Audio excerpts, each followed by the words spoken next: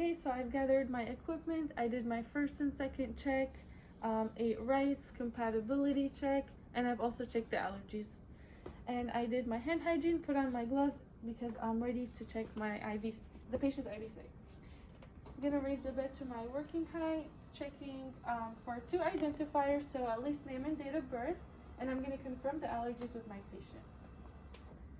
All right, I'm gonna scrub the port for at least 15 seconds vigorously. And I'm gonna take out the air bubble and attach my syringe, unclamp, and I'm gonna aspirate for blood return.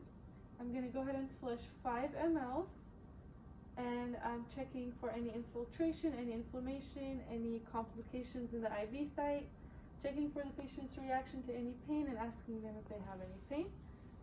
I'm gonna go ahead and clamp, and I'm gonna leave my syringe here to keep the port clean.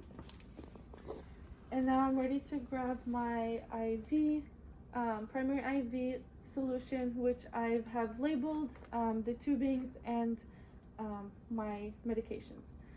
And it's clear the expiration date is good and the solution is clear.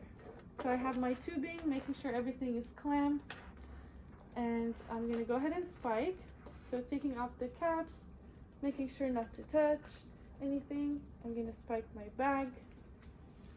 I'll fill my chamber to about halfway, and I'm gonna grab this and make sure it doesn't touch the ground. Okay, and now I'm gonna go ahead and turn on my machine, and I'm gonna prime my tubings, making sure there's no air bubbles anywhere in the line. And the tubing is good for 96 hours, and the bag is good for 24 hours. Now I'm ready to put this here, and I've already done my 3rd check in front of my patient. Okay, so now I have the patient, med surge, and then put in the ID, confirm. I'm gonna select my channel, IV fluids. We have normal saline, and I checked with MAR. Yes, double checking, the rate is 100 mLs. Again, double checking with the MAR, and we have 950. So I have 1000 mLs, I'm putting 950. Before we start, I'm gonna go ahead and attach this. I'm gonna unclamp.